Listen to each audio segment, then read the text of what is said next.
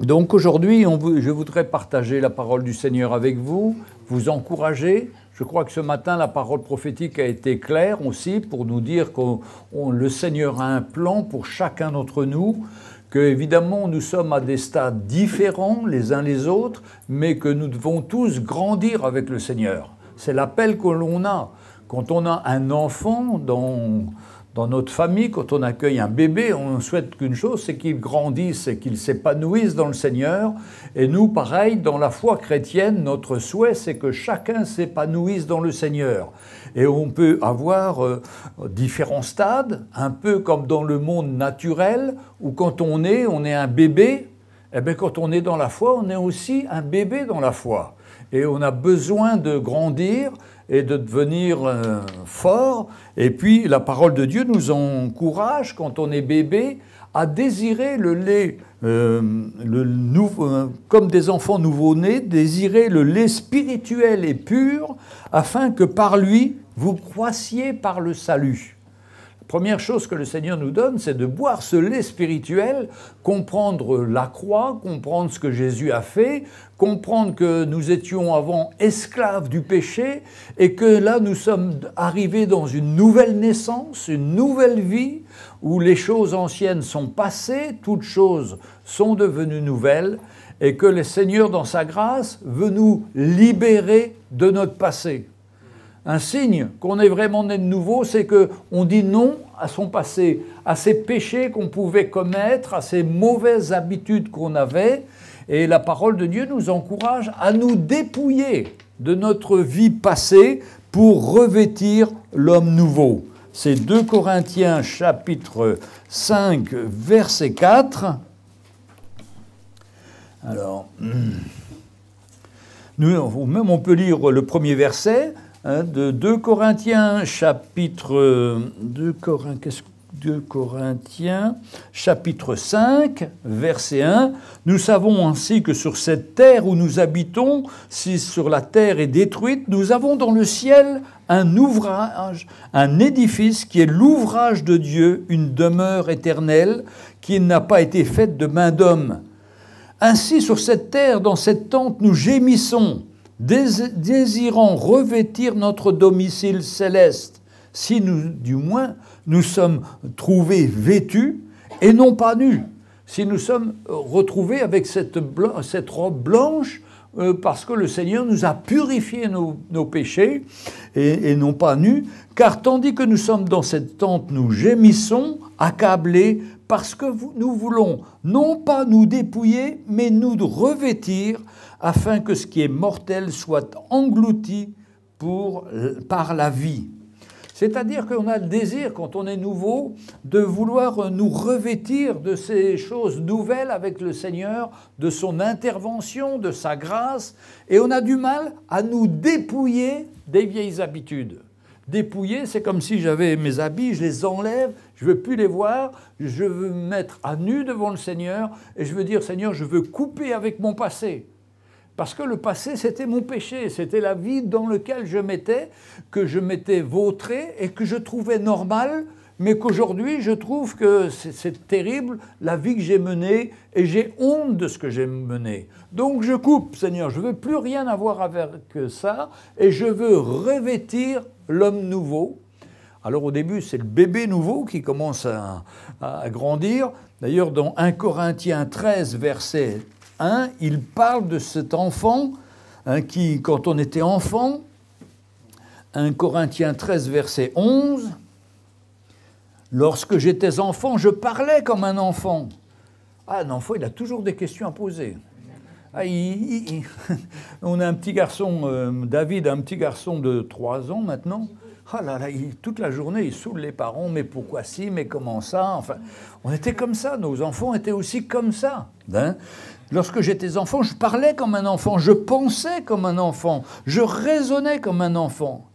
Ouf, lorsque je suis devenu homme, c'est pas la Bible qui dit ouf, c'est moi, hein, parce que c'est fatigant pour les parents d'avoir un enfant qui vous pose toujours ces questions. Lorsque je suis devenu un homme, j'ai fait disparaître ce qui était de l'enfant. Alléluia. Quelle grâce. Là, on voit qu'on a grandi. Et dans notre vie chrétienne, c'était pareil aussi. Quand on a connu le Seigneur, Le Seigneur est très pédagogue avec nous. Je me souviens dans ma vie chrétienne, quand je devais prendre une direction, au début de ma vie chrétienne, je sentais en moi le plan du Seigneur. J'entendais clairement la voix du Seigneur me disait. Et j'ai fait ça pendant 1 an, 2 ans peut-être. Et puis à un moment, je ne ressentais plus les choses. Je ne pressentais plus les choses. Je ne sentais pas la présence du Seigneur. Parce que le Seigneur nous dit, maintenant, tu n'es plus un bébé. Tu dois être un homme, tu deviens un homme, il faut que tu apprennes à marcher par la foi. Exactement comme mon enfant, quand il était petit, je lui tenais la main pour pas qu'il tombe. Je faisais bien attention quand je marchais à côté de lui. Puis à un moment, j'ai dû lui dire, maintenant, il faut que je lâche ta main et que tu te débrouilles toi-même et que tu grandisses.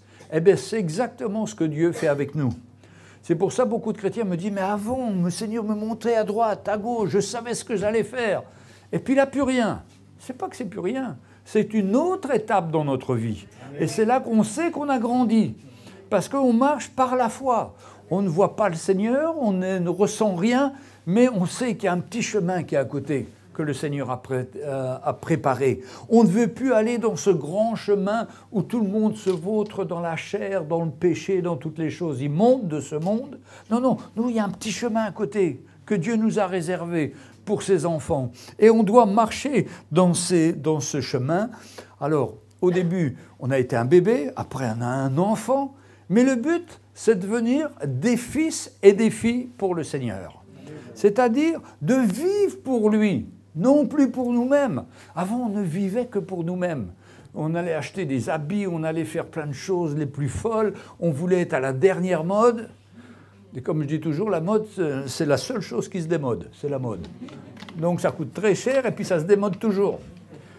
Et c'est un piège, c'est un système qui vous enferme dans des choses. Non, non, quand on est au Seigneur, on n'a plus envie de plaire aux hommes, on a envie de plaire d'abord au Seigneur. Et pour plaire au Seigneur, mais la première chose qu'on doit faire et qui est évidente, c'est de nous séparer du péché et de tout lien qu'on aurait encore avec le péché. Parce qu'on est charnel et on a tous des choses qu'on a vécues, puis qu'on a gardées peut-être dans notre vie, ou qu'on n'a pas remis au Seigneur, et dans ce cas-là, on n'est pas libre, on reste coincé quelque part. On a besoin d'être libéré totalement pour goûter à être son enfant, à être son fils, et pour sentir l'amour du Seigneur. Alléluia. Dans Galates 4, versets 3 à 7, Galates 4, versets 3 à 7. Alors, allez, on commence au verset 1. Galates chapitre 4, verset 1. Oh, aussi longtemps que l'héritier est enfant, je dis qu'il ne diffère en rien d'un esclave, quoiqu'il soit le maître de tout. Mais il est sous des tuteurs et des administrateurs jusqu'au temps marqué par le Père. Je crois que Louis XIV est devenu roi quand il avait 3 ans ou 4 ans. Mais c'était sa mère qui dirigeait, il était sur un tuteur.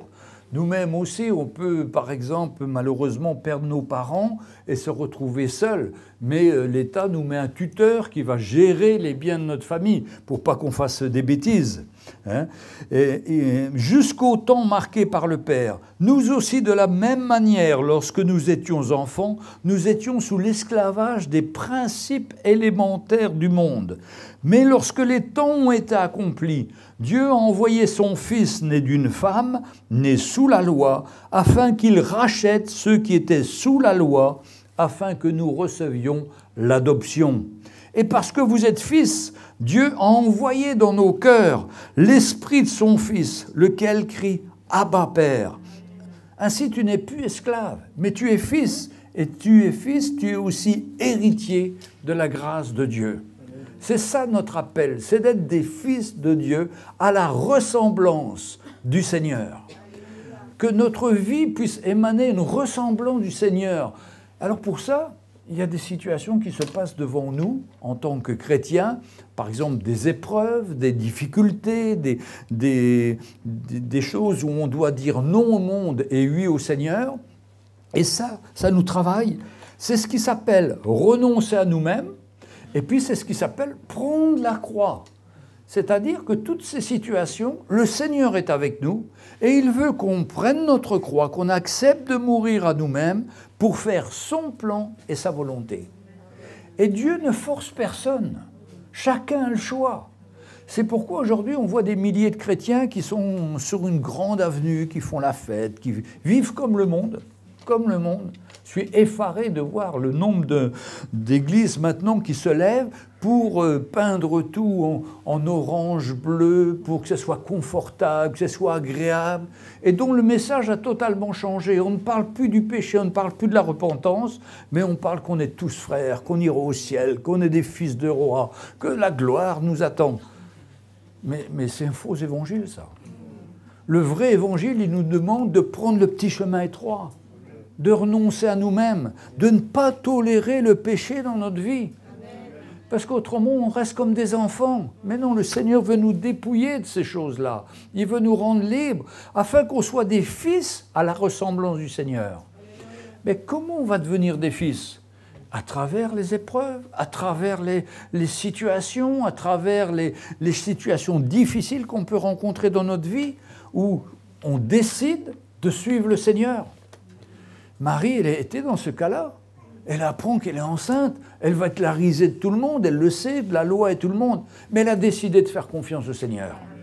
Et quand on fait confiance au Seigneur, le Seigneur manifeste sa grâce. Et nous sommes comme portés à travers les situations.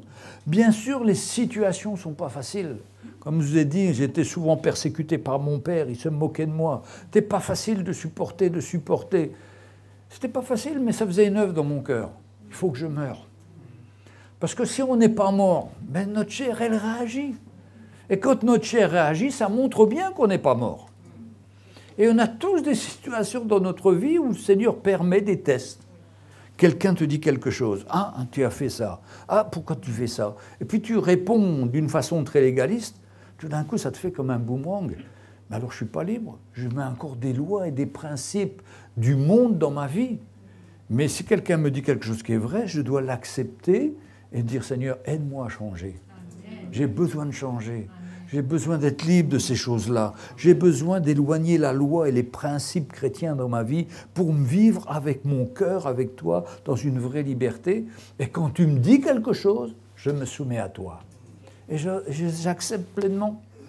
Nous, les chrétiens, on ne voudrait pas être persécutés. Mais la Bible nous dit que tous ceux qui marchent pieusement en Jésus-Christ seront persécutés. Mais dans la persécution, là, il y a la force du Seigneur. Il y a là où on va grandir avec lui. Là, on va ressembler au Seigneur de plus en plus. Mais si on n'est pas éprouvé, on n'est pas approuvé par le Seigneur. Éprouvé, approuvé. Hein? Mais si on est éprouvé et qu'on répond positivement, Jésus il a été éprouvé en toutes choses, que ce soit dans le désert, pour la tentation au désert, et il a toujours eu la victoire. Il a toujours sorti le verset qui a arrêté l'attaque de l'ennemi. Hein, l'ennemi dit, mais si tu m'adores, je te donne toutes ces villes qu'il y a autour. Et Jésus a dit, tu n'adoreras pas le Seigneur ton Dieu. Et ça a calmé la situation. Et nous devons avoir la victoire sur toutes les tentations qu'il y a dans notre vie. Nous devons dire, Seigneur, je commence à raisonner, là, à avoir peur, à être dans la crainte. Mais c'est moi qui raisonne. Seigneur, je veux te faire confiance dans cette situation. Hein, comme je dis souvent, 95% de notre imagination nous conduit à avoir des catastrophes. Des catastrophes qui n'existent pas, qu'on fabrique dans notre tête. C'est pourquoi c'est important d'arrêter de laisser notre intelligence aller, notre raisonnement, mais de faire confiance au Seigneur dans nos situations. Parce qu'il est là, comme il était avec Marie, comme il était avec Joseph. Maintenant, quand on regarde notre passé, combien de fois on a eu des situations, je n'ai pas de solution, Seigneur. Là, je suis cuit, là, je suis fini. Mais le Seigneur avait la solution. Et quand on lui a dit, Seigneur, je te fais confiance, le Seigneur a ouvert une porte qu'on n'avait même pas imaginée. Parce que lui, il est beaucoup plus créatif que nous. Il veut toujours prendre soin de ses enfants. Et le frère, comme il disait tout à l'heure, quand Dieu, quand il commence une œuvre dans notre cœur, il veut l'amener à la perfection. Lui, il veut l'amener à la perfection. Mais est-ce qu'on le laisse aller à cette perfection dans notre vie? Est-ce qu'on accepte de s'aligner avec lui pour dire, oui Seigneur, j'accepte la persécution, j'accepte la moquerie, j'accepte l'opposition des gens qui sont autour de moi, et Seigneur, je te fais confiance. Mais il fallait avoir ça, il fallait accepter d'abord. C'est ce qu'a fait Marie, c'est ce qu'a fait Joseph. Ils ont cru en Dieu, que Dieu allait les conduire. Amen. Ben nous, on doit avoir cette foi qui croit au Seigneur et que toutes les épreuves, toutes les situations qu'on peut passer, eh ben, on croit que le Seigneur va nous aider. Alors, et parce que vous êtes fils, Dieu a envoyé dans votre cœur l'esprit de son Fils, lequel crie « Abba, Père », c'est-à-dire « Père, je m'attends à toi, Seigneur, je te fais confiance ». Ainsi, tu n'es plus esclave, mais tu es fils. Et si tu es fils, tu es aussi héritier de la grâce de Dieu. Mes frères et sœurs, c'est cette grâce de Dieu qui se renouvelle chaque matin pour chacun d'entre nous.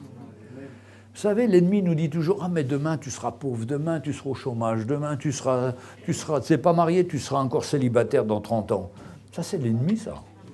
Non, non, le Seigneur nous dit « Ne vous inquiétez pas. Chaque jour suffit sa peine. Vous inquiétez pas pour dans 30 ans, ou pour dans 1 an, ou pour dans 2 ans. Dieu pourvoira. Dieu a été fidèle jusqu'à aujourd'hui. Il sera fidèle pour ce qu'il y a devant. » Ne nous inquiétons pas, mais mettons notre confiance au Seigneur. Arrêtons de laisser tourner notre petit ordinateur qu'on a dans la tête et de mettre notre foi dans le Seigneur.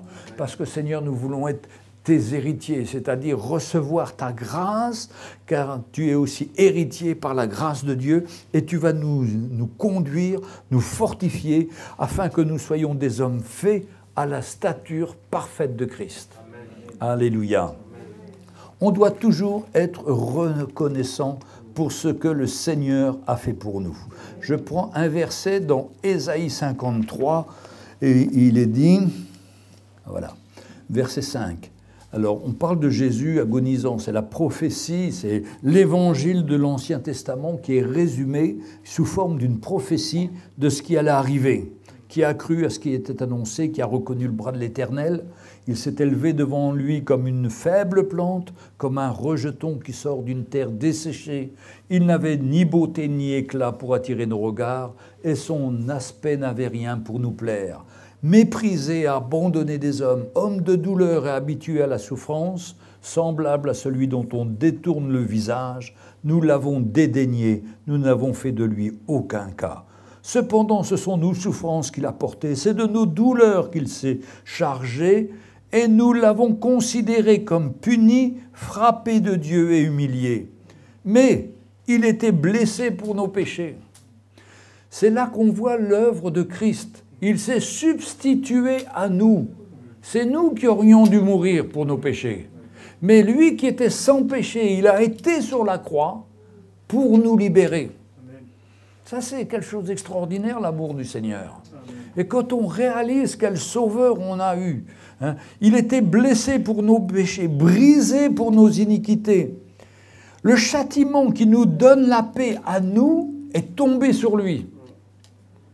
Ça veut dire que la paix qu'on a aujourd'hui, c'est grâce à ce que le châtiment a été tombé sur Jésus, qu'il a payé le prix pour nous, et nous pouvons recevoir la paix. Parce que quand on est de nouveau, on a simplement confessé nos péchés, reconnu ce qu'il avait fait pour nous. Et ça nous donne une vie nouvelle. Et ça nous donne la paix. Mais pourquoi ce n'est pas nous qui sommes morts sur la croix? Parce que nous étions déjà pécheurs. Il fallait que Jésus vienne sans péché. Lui qui est triomphé du péché, qui meurt à notre place pour pardonner nos péchés. C'est extraordinaire, mes frères et sœurs, le miracle du Seigneur. Maintenant, le châtiment, il a eu un châtiment, le Seigneur. Il a été puni, pas à cause de ses péchés, lui, il n'en avait pas, mais à cause de nos péchés. Nous avons reçu la paix. Maintenant, pour nous, notre châtiment à nous, en tant que chrétiens, comment on va grandir, comment on va garder cette paix, c'est en prenant notre croix et en servant le Seigneur. En renonçant à nous-mêmes. C'est là que le Seigneur nous attend. C'est là le plan de Dieu. C'est pour ça un évangile sans croix, c'est un évangile qui ne peut pas vous changer. Mais un évangile avec la croix, ça va vous aider à mourir à vous-même, à laisser mourir votre chair, à décider de suivre Jésus, quoi qu'il en coûte. Je suis moqué par mes collègues, par ma famille. Non, moi j'ai choisi Jésus, parce que Jésus, c'est lui qui me libère et qui me rend libre. Et quand je fais ça, je ressemble à Jésus. Parce que lui aussi, il a accepté cette croix. Lui aussi, il a souffert. Lui aussi, il était dans l'injustice. Mais pour porter nos péchés, il a dû passer par là. Nous, pour grandir dans le Seigneur, il faut qu'on prenne notre croix. Il faut qu'on meure à nous-mêmes. Il faut qu'on passe à travers des épreuves et des difficultés de la vie et que dedans, on fasse confiance au Seigneur, que le Seigneur va intervenir. On a trop de motifs de s'inquiéter parce qu'on ne regarde pas cette croix assez à l'œuvre de Christ. Mais nous voyons que toutes les fois qu'on a remis une situation dans notre vie, un problème, une difficulté, on l'a remis au Seigneur, ben on a passé la difficulté sans problème. Parce que sa grâce était là et il nous a fortifiés. J'ai déjà raconté cette histoire qu'on a fait en vidéo de cet homme qui, dans un rêve, il se voit au bord de la plage et puis il voit deux traces de pas, les siens, et puis il demande au Seigneur, mais c'est quoi ça, ces autres pas? Ben c'était moi, j'étais avec toi, je t'accompagnais dans les difficultés, j'étais avec toi dans ta vie, tu n'avais pas à t'inquiéter, je suis avec toi, comme je suis avec chacun d'entre nous.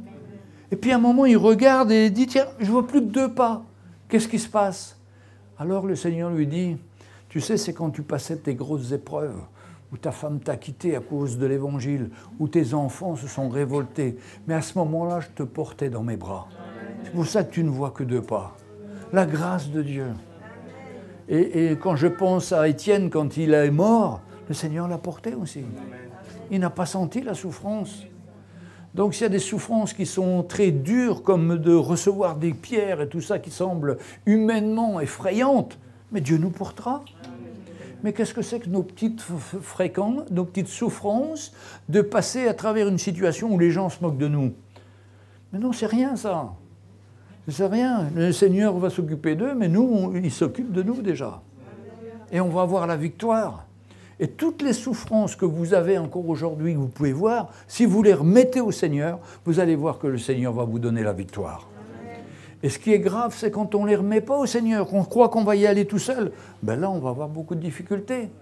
Parce qu'on va se compromettre avec le monde. Et ça va nous fatiguer. Mais quand on choisit ce petit chemin, on s'éloigne du monde et on fait confiance au Seigneur et on s'attend à lui. Et Dieu est fidèle. Le châtiment qui nous donne la paix est tombé sur lui et c'est par ses meurtrissures que nous sommes guéris. Frères et sœurs, cette paix que nous avons dans le Seigneur, il faut la garder, il faut la chérir, il faut la rechercher. Toutes les fois que je vois que je ne suis plus dans la paix, je suis dans l'inquiétude, c'est parce que je ne suis plus sur ce chemin étroit, mais j'ai pris mon grand chemin large comme tout le monde et pour satisfaire ma chair. Non, non, il faut arrêter de satisfaire sa chair et il faut essayer de satisfaire l'appel de Dieu dans notre cœur, mettre en priorité le Seigneur. C'est pour ça que le dimanche, ça ne nous suffit pas. On a besoin de la semaine de se retrouver. On a besoin de la semaine d'être ensemble, de prier, de nous attendre au Seigneur, de partager nos cœurs. Et ça nous fortifie, ça nous construit. Parce qu'autrement, on est un jour, on est bien, puis après, on tombe. Non, non, il ne faut pas qu'on se laisse avoir par le monde. On doit réagir, on doit être toute la semaine en forme pour servir le Seigneur, prendre ce petit chemin, prendre notre croix. Il y a des situations terribles, il y a des épreuves, il y a des situations vraiment difficiles. Et encore, nous, ce que nous vivons, c'est rien. Quand je lis ce que Paul a vécu, 2 Corinthiens 11, 25, regardons 2 secondes ce qu'il a vécu. Il explique par où il est passé. Et il ne fait pas un sujet de gloire, il met ça au bout d'une épître en quelques versets, les souffrances de Paul, verset 25. Alors même, allez, 23. Il parle de ces gens qui... Allez, verset 21. Alors, j'ai honte de le dire, nous avons montré de la faiblesse. Cependant, tout ce que je peux oser... quelqu'un, je parle en insensé. Tout ce que peut oser quelqu'un, je parle en insensé, moi aussi, je l'ose. Sont-ils hébreux? Moi aussi. Sont-ils israélites? Je le suis. Sont-ils de la postérité d'Abraham? Moi aussi. Sont-ils des ministres de Christ? Moi aussi. Je parle en termes extravagants.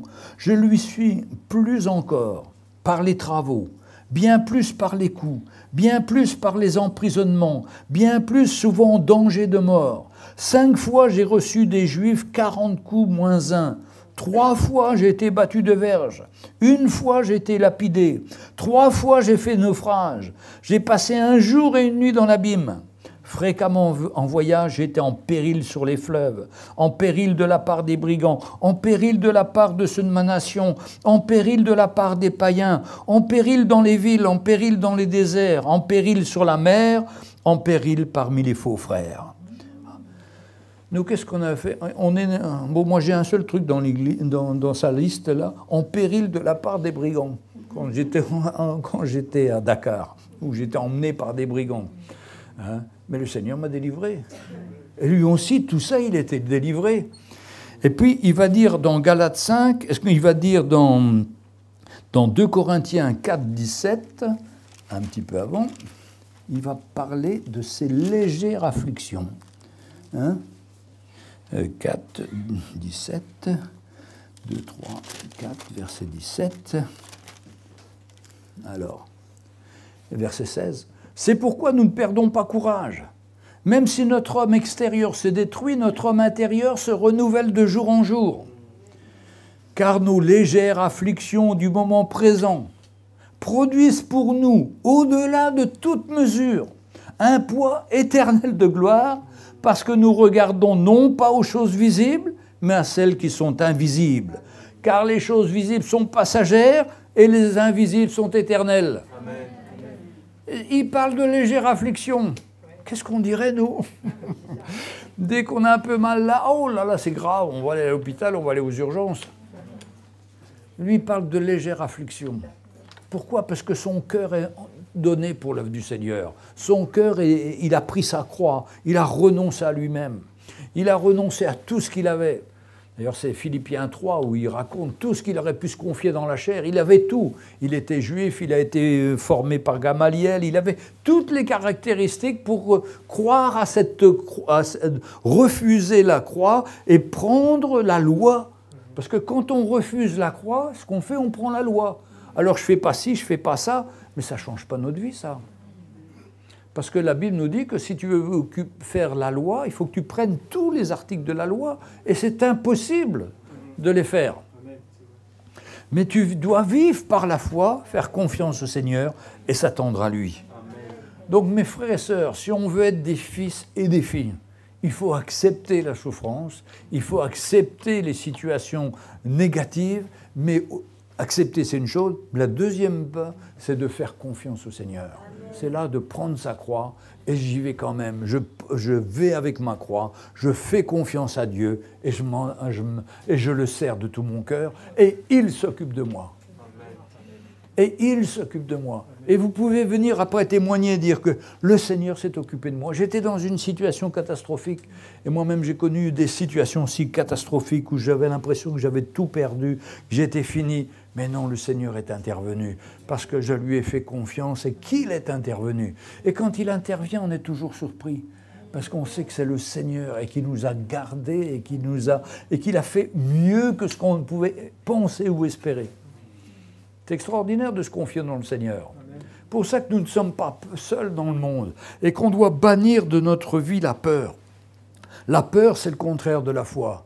Alors, toutes les fois qu'on dit « Oh, j'ai peur », c'est naturel chez nous. Hein. Tout le monde dit ça. Mais écoutons-nous et disons « Non, non, Seigneur, je ne veux pas dire j'ai peur, je te fais confiance. Seigneur, je m'attends à toi. Je place ma foi en toi, Seigneur. Je ne veux pas être dans la crainte. Seigneur, le monde, une jeune fille, dès qu'elle a 25 ans, on lui a dit « Mais tu n'es pas encore mariée, mais qu'est-ce qui se passe ?» Non, non, ne vous inquiétez pas, vous inquiétez pas. Le Seigneur a un plan. D'ailleurs, je ne sais pas à quel âge Marie-Laure s'est mariée, mais elle avait dépassé 25 ans, je pense. Hein. Hein? Et beaucoup, Laurent, il a bien dépassé 25 ans, lui. Hein. Hein? Vous inquiétez pas, le Seigneur, si ce n'est pas pour l'instant, c'est que le Seigneur a un meilleur plan. Ne vous pressez pas, faites confiance au Seigneur. Autrement, vous allez vous mettre dans une situation où vous allez vous réjouir pendant 15 jours et après le restant de votre vie, vous allez pleurer. C'est vrai, mes frères et sœurs. Il faut prendre celui ou celle que notre conjoint, que Dieu a placé pour nous. Et même quand on a ce conjoint, il est là pour vous faire grandir. Ben oui, parce qu'il n'est pas parfait, lui non plus. Et vous non plus. Donc, on frotte, on se pose. jusqu'au moment où on relâche. Non, non, je veux plus de dispute. Je veux plus de dispute. Je veux accepter, la prendre comme elle est, lui faire confiance au Seigneur qui va changer. Et bien, quand vous vivez comme ça par la foi, tout se passe bien. Il n'y a plus de dispute entre nous. On s'attend au Seigneur. La grâce du Seigneur est là.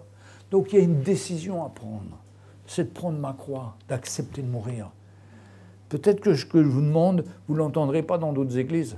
Parce qu'on vous dira au contraire, vivez la vie comme un fils de prince. Non, non, c'est du mensonge, là. Ça amène les gens dans la catastrophe et la déception. Et j'ai vu toutes ces églises-là, elles se sont remplies de gens. Puis après, elles se sont vidées. Parce qu'il n'y avait pas de réponse et les gens ne changeaient pas. Hein. Mais si on veut changer, il n'y a qu'un seul moyen. C'est ce chemin étroit, prendre notre croix, faire confiance au Seigneur, arrêter d'avoir peur, mais surtout chercher le Seigneur pour se confier en lui, pour s'attendre à lui. Vous verrez sa main, vous verrez sa grâce. Et puis vous saurez que le Seigneur vous appelle maintenant comme un fils. Il n'y a pas très longtemps, je disais, être un fils dans la maison, c'est celui qui vient puis qui change les lumières. Non, ça c'est trop facile, tout le monde peut faire changer les lumières. Par contre, un fils, c'est celui qui a le cœur de s'humilier, de reconnaître ses faiblesses, ses manquements, et qui dit « Seigneur, je te fais confiance ». Je ne montre pas que c'est la faute du pasteur, parce qu'il y a beaucoup de gens, vous savez, quand on est dans certaines églises, qui vous disent « Mais ça, si je ne vais pas bien, c'est la faute du pasteur ». Le pasteur, il a toutes les fautes de tout le monde. Non, non, ce n'est pas la faute du pasteur. Bon, on n'est pas parfait, c'est sûr qu'on a encore des hommes, mais c'est nous-mêmes. C'est nous-mêmes qui devons changer. C'est nous-mêmes qui devons crier au Seigneur, prendre notre croix, renoncer à nous-mêmes et dire « Seigneur, allez, c'est dur, Seigneur, mais je te suis, Seigneur, parce que je sais que c'est ton plan, que c'est ta volonté. » Et là, je vais grandir. Et ça va commencer par des petites choses, des petites situations. On aura à prendre une décision. Parce que la Bible nous dit que celui qui est fidèle dans les petites choses, Dieu lui confiera des grandes. Donc, heureusement que le Seigneur ne nous donne pas des grosses épreuves au départ, mais des petites épreuves, des petites situations. Ou si on réagit positivement en faisant confiance au Seigneur, eh bien, on va grandir, on va se fortifier, et après, on va pouvoir passer des plus grandes montagnes. Comme disait notre frère, il y a des montagnes qui nous empêchent de voir Dieu. Mais le Seigneur a dit, mais si tu as la foi, dis à cette montagne qu'elle se jette dans la mer, elle va se jeter. Et nos montagnes, là, que l'on voit qui nous cachent de Dieu, c'est les montagnes de notre imagination, ça. Parce que le Seigneur, lui, veut se révéler à nous. C'est nous qui avons mis ces montagnes. Allez, on les enlève dans le nom de Jésus et on voit le Seigneur et on lui fait confiance et on s'attend. Alléluia. Pierre aussi est passé aussi par les épreuves. L'apôtre Pierre, d'ailleurs, il a fini aussi en martyr, pendu à l'envers, la tête en bas, parce qu'il ne se sentait pas digne de mourir comme le Seigneur. Mais jusqu'au bout, il a été fidèle. 1 Pierre 1, versets 6 et 7.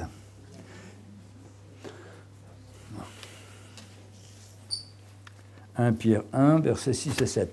Écoutez, ça commence fort. Hein. Pierre, il dit, « C'est là ce qui fait votre joie, quoique maintenant qu'il le faut, vous soyez attristés pour un peu de temps par différentes épreuves, afin que l'épreuve de votre foi, plus précieuse que l'or périssable, qui cependant est éprouvé par le feu, ait pour résultat la louange, la gloire et l'honneur lorsque Jésus apparaîtra. » Donc il dit, c'est maintenant, c'est cela, ce qui fait votre joie, mes frères et sœurs. On voyait que Pierre, il est passé par bien des situations et bien des épreuves. Et il se dit maintenant, les épreuves par où je suis passé, eh bien ça, aujourd'hui que j'ai passé, ça fait ma joie. Parce que je peux louer le Seigneur, je rends gloire au Seigneur. Parce que c'est plus précieux que l'or périssable. Et qui est pour résultat la louange, la gloire et l'honneur, pas sur terre, lorsque Jésus reviendra. Donc dans la foi de ce qui va arriver. Parce que le Seigneur te dira, ben bon et fidèle serviteur, tu as été fidèle, rentre dans la joie de ton maître. Et pour l'instant, il n'y a pas toujours de la joie. Mais rien qu'il se réjouit en avance. Vous voyez ce que je veux dire? Et il dit, c'est là ce qui fait votre joie, quoique maintenant vous soyez attristés pour un peu de temps. Donc, on est attristé de voir qu'on passe par l'épreuve, mais il y a de la joie parce qu'on la passe avec le Seigneur, parce que le Seigneur nous fortifie ou qu'il nous aide. Hein? 1 Pierre 5, 10. 1 Pierre, chapitre 5, verset 10. C'est des versets qu'on ne prêche pas souvent, mais c'est vraiment important de le savoir dans notre cœur. Si Pierre a vécu après toutes les persécutions qu'il a connues aussi, et qu'il a pu s'exprimer comme ça, c'est parce qu'il a fait une rencontre qui a bouleversé sa vie, et il a pris sa croix, et les fruits de sa croix se sont manifestés. 1 Pierre 5,10. Le Dieu de toute grâce qui vous a appelé en Jésus-Christ par sa gloire éternelle, après que vous ayez souffert un peu de temps, oui, il le reconnaît, après que vous aurez souffert un peu de temps, si vous n'avez pas souffert, vous n'allez pas vous perfectionner. Mais il faut que vous souffriez un peu de temps, vous passiez par des moqueries, par des refus des gens, par des épreuves. Après avoir souffert un peu de temps, vous perfectionnera lui-même, vous affermira, vous fortifiera et vous rendra inébranlable. À lui soit la puissance au siècle des siècles. Qu'est-ce que c'est qu'inébranlable? Eh bien, je ne serai plus jamais dans la crainte, dans la peur, en bas, découragé. Non, j'ai le Seigneur qui est en moi, il m'a fortifié, il me rend fort en lui, pas en moi. Pas en comptant sur ma force, mais en comptant sur sa force à lui, et je vais passer à travers toutes les épreuves et toutes les situations. C'est le plan du Seigneur pour nous. Donc réjouissons-nous, acceptons ces épreuves, acceptons ces situations difficiles, et disons Seigneur, je ne veux plus m'inquiéter, je ne veux plus être dans la crainte, mais je veux te faire confiance. Amen. J'ai entendu un seul amen là. Hein. Bravo ma chérie. Est-ce que tout le monde dit amen? Amen. Alors c'est facile à dire aujourd'hui, mais c'est demain que vous allez être testé. Et vous me direz après si vous avez dit amen. Mais on est obligé de passer par là, les frères et sœurs. Et c'est ça la pédagogie du Seigneur. C'est jamais trop dur au départ. C'est un choix qu'on a à faire. Une fois qu'on fait le bon choix, ah merci Seigneur, on voit sa main. On fera un deuxième, un troisième, et on va grandir. Et ça commence par des choses simples. Et puis après, on va grandir de plus en plus, et on pourra faire face à toutes les situations par la grâce du Seigneur. Hein, il vous perfectionnera lui-même. Ce n'est pas vous qui allez vous perfectionner, c'est lui qui va vous perfectionner, qui vous affermira, qui vous fortifiera pour vous rendre inébranlable. Et il termine, à lui soit la puissance au siècle des siècles. Amen. Alléluia. Nous sommes appelés à marcher dans la victoire et à voir la grâce du Seigneur se manifester dans notre vie. Alléluia. Tout ça, mes frères et sœurs, je voudrais vous dire, on a des fausses excuses. On dit « Ah, je suis trop vieux. Ah, je suis fatigué. Ah, l'église est trop loin. Oh, il pleut. Il fait froid. » Mais quand on est déterminé, quand on veut changer, on prend notre chemin et puis on y va. Et vous savez quoi? Moi, il m'arrive souvent d'arriver dans les réunions de prière. Je suis fatigué, je me suis levé à 5 heures du matin, j'ai eu une grosse journée, mais le Seigneur me renouvelle. Le Seigneur me renouvelle. Et beaucoup peuvent dire ça aussi. Il y a des mamans ici qui ont 5 enfants, qui ont les enfants à nourrir, le travail, les études. On se demande comment elles font. Mais elles viennent ici, le Seigneur les renouvelle. Parce que la grâce de Dieu se renouvelle chaque matin, mais aussi chaque soir pour chacun qui se confie en lui, qui met le Seigneur en premier dans sa vie. Si je mets ma fatigue en premier pour me trouver une excuse, ben, je ne vais pas grandir. Mais si je mets le Seigneur, il va me dépasser ma fatigue et je vais bien dormir et le lendemain, je serai en pleine forme. Gloire au Seigneur. Alléluia. Mes frères et sœurs, on est appelés à grandir, à ne pas garder nos limites, nos petites barrières humaines et à dire Seigneur, je veux te suivre, je veux te mettre le premier dans ma vie et on va voir la grâce du Seigneur. Amen. On va se lever, on va se tourner vers le Seigneur.